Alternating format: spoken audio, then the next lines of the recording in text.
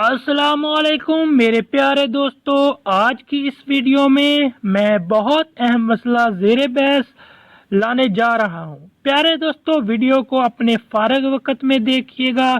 دوستو، میاں بیوی سے متعلق کچھ معلومات آپ کے سامنے پیش کرنا جا رہا ہوں۔ تمام دوستوں سے گزارش ہے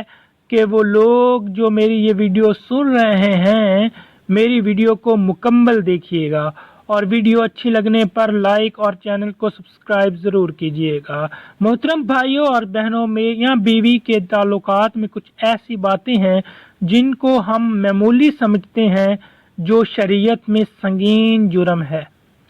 کبھی کبھار لگتا ہے یہ بے حیائی کی باتیں ہیں، لیکن یہ بے حیائی نہیں ہے، بلکہ یہ شریعت کا علم ہے کہ اگر ہم اس طرح کی باتیں اپنی خواہش کے مطابق کریں تو یہ بے حیائی ہے۔ پہلا گناہ، اور جس کو میاں بیوی کے تعلقات میں معمولی سمجھا جاتا ہے، وہ یہ ہے کہ بیوی کا اپنے شوہر کو ہم بستری سے انکار کرنا اور اپنے شوہر کو اپنے نزدیک آنے سے انکار کرنا۔ محترم ناظرین، روایت ہے کہ حضرت محمد مصطفیٰ صلی اللہ علیہ وآلہ وسلم نے فرمایا، جب شوہر اپنی بیوی کو ہم بستری کے لیے بلائے تو عورت پر واجب ہے کہ وہ فوراً اپنے شوہر کی بات مان لے، اور ماں سوائے شرعی عذر کی وجہ سے بیوی جو ہے انکار کر سکتی ہے، یعنی ایسی کوئی شرعی مجبوری مثلا حیض یا ماہواری وغیرہ ہو، لیکن اگر شرعی عذر نہیں تو آپ صلی اللہ علیہ وآلہ وسلم نے فرماتے ہیں کہ وہ عورت فوراً اپنے شوہر کی بات مان لے، خواہ وہ اونٹ کی سیٹ پر جس پر بیٹھ کر سواری کی جاتی ہے، اس پر بیٹھ کر ہی کیوں نہ بلا رہا ہو۔ اس معاملے کو خواتین جو بیویاں ہیں اپنے شوہر کو حق دینا چاہتی ہیں، وہ اس بات کو مد نظر رکھیں کہ جب اس معاملے میں کوتاہی ہوتی ہے تو انسان دوسری جگہ اپنی خواہش پوری کرنے جاتا ہے، اور یہ بات بھی بیوی برداشت نہیں کر سکتی، اس لیے شریعت نے اس معاملے کی اہمیت بیان کی ہے۔ دوسری روایت صحیح بخاری کی ہے کہ حضور صلی اللہ علیہ وسلم نے فرمایا، جب شوہر اپنی بیوی کو ہم بستری کے لیے بلائے اور بیوی انکار کر دے تو شوہر اپنی بیوی سے ناراضگی کی حالت میں سو جائے، تو جب تک وہ ناراضگی کی حالت میں سوتا رہے گا اور فرشتے اس کی بیوی پر لعنت بھیجتے رہیں گے۔ محترم بھائیوں اور بہنوں، دوسرا گناہ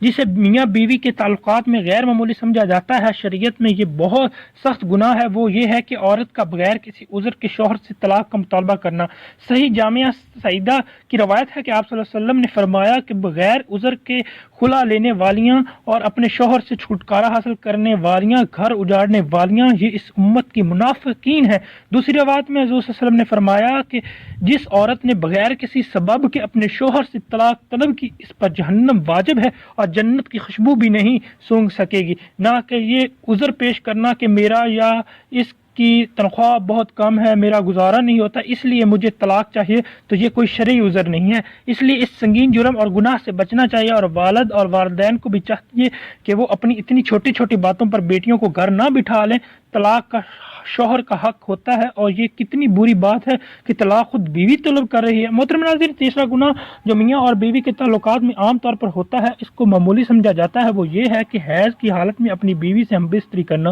یہ ایسی جگہ سے کرنا جو غیب کی ترکیب سے جامعہ ترمذی کی روایت ہے کہ نبی کریم صلی اللہ علیہ وسلم نے فرمایا، جس شخص نے حیض والی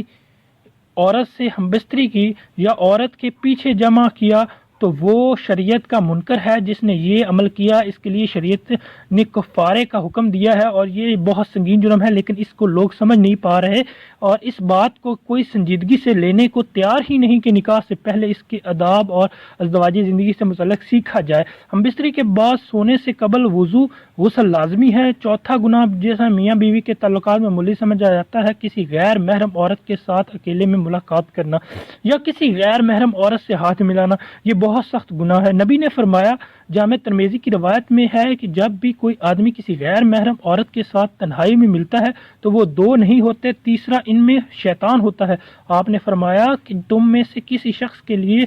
کیل لے کر اپنے سر میں ٹھونک لینا زیادہ بہتر ہے بجائے اس کے کہ وہ کسی غیر محرم عورت کو چھوئے، اور ہمارے ہاں یہ المیہ ہے کہ جو شخص بھی کسی غیر محرم سے ملتا ہے تو ہاتھ ضرور ملاتا ہے۔ ایک باریک خاتون جس کو شریعت کا علم نہیں تھا، وہ مدینہ میں آپ سے بیعت لینے آئی، آپ صلی اللہ علیہ وسلم کے آگے اپنا ہاتھ بڑھایا، آپ نے فوراً اپنے ہاتھ پیچھے کر لیا اور فرمایا کسی عورت کے ننگے ہاتھ کو دیکھنا بھی پسند نہیں کرتا۔ آپ نے فرمایا چہرہ مبارک پھیر لیا۔ حضرت مخدم بن